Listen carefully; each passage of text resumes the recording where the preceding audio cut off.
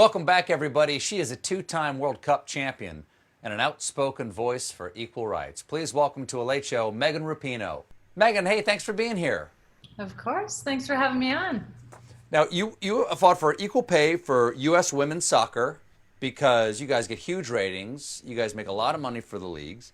You fought for LGBTQ rights. You were the first athlete outside the NFL to kneel in support of Colin Kaepernick. How do you see the struggle for change happening now? Honestly, I'm really encouraged by it. I mean, it's in the same breath, it's devastating that we have to get to this point, but I think people are like really getting it. They're like, got it. We can't say all lives matter anymore because the all lives house isn't on fire. It's just the Black lives right now. So I feel like people have been sort of, whether consciously or unconsciously, consuming information, especially over these last 3, 4, 5 years. And, I think couple this with the disaster that was coronavirus and continues to be coronavirus in this country. I think the people are starting to realize they have a lot more power than they've been told. What have you learned over the last few years of taking these stands and working actively? What have you learned about, A, what it takes to do it, and B, what happens when you do it? Oh, what have I learned? Do it. It's always worth to do it, whether people like it or not. Everybody likes it now. Everyone's like, wow, good job. 4 years ago. And at the time they were like, bad job. Don't do that. Including the president, including the president of the United States. Yeah, including the president. He probably still had he's thumbs down here and thumbs down over here as well. Yeah. I think it's just always worth it, to be honest.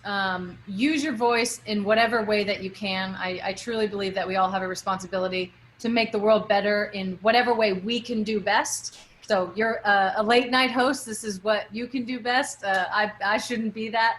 I'm an athlete, and this country very, very much glorifies its athletes and gives us this huge platform. So I'm going to leverage the platform for what I think is good. Maybe you're a lawyer and you donate time. Maybe you're just a normal working person and you have 1 hour a month to knock on doors or to whatever it is, collect and correct your people in your workplace or whatever it is. But it's all important.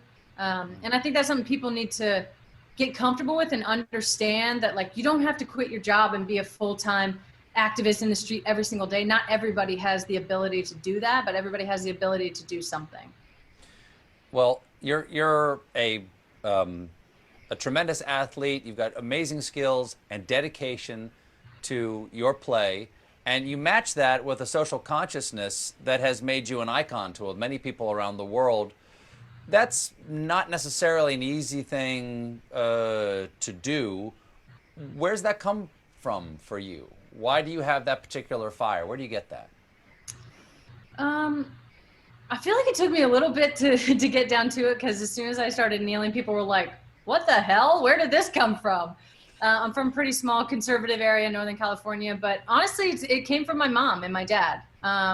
Both of them very much taught me that you just help people, period. Especially my mom, she grew up super poor, got made fun of all the time just for what she was wearing or what she wasn't able to afford or whatever. And so I actually feel like seeing the sort of pain in her eyes of telling these stories really kind of imparted on my sister and I. I'm a twin. We were popular growing up, and we were good at sports from a young age. And she was basically like, you aren't cool because you're cool, and you're not cool because you're popular. Like, that's not how this is going to go down. Like, you need to use your voice to stand up for yourself, for each other, and definitely for other people. So I feel like we kind of have that sort of atmosphere and that kind of standard in our family always. Well, you've used your platform in an interesting way recently. Today, you participated in a social media campaign called Share the Mic Now. What's Share the Mic Now, and how'd you share it? So Share the Mic Now basically is just how, women's voices in general are not heard enough. And particularly within the Black community, we push out women's voices all the time. So a moment like this comes, and all these white women, we want to help, but like we are very loud and our voices are very loud. And oftentimes, whether it's mainstream media or whatever it is, we have more followers or whatever. So we actually need to listen to the women who are, boots on the ground in the movement, doing the work, who have been doing the work the whole time. Black women have always been at the forefront of change and progress. So a bunch of us, so everyone from, I just saw Hillary Rodham Clinton, Elizabeth Warren, Sophia Bush, Abby Wambach, Alex Morgan, myself, Sarah Paulson. So people from sort of all over have partnered up with a Black woman to basically let them take over our platforms for the day. And I feel like my platform is a little bit more ready for that. But, some women, probably the majority of their followers are just white women who maybe think sort of similarly. And so to give people not only a different perspective, but to actually hear from the women who are doing the work and the ones that we should be following during this time. Well, you're a professional athlete. Your girlfriend, WNBA star Sue Bird, is a professional athlete. How are you staying in shape during coronavirus? Because, we're locked down. I mean, there's some parts of the country that are opening up a little bit right now, but do you make her play goalie? Are you putting on stilts and trying to block her shots? How do you do it?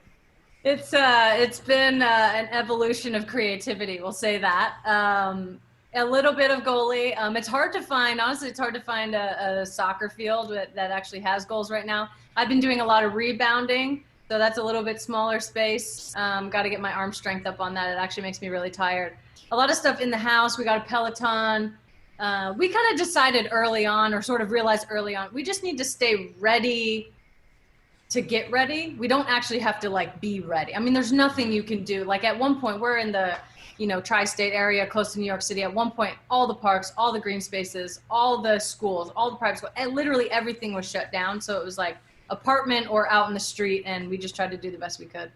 I'm one step away from that. I'm ready to be ready to be ready. I don't want to rush it. You don't want to rush. That'd be injury.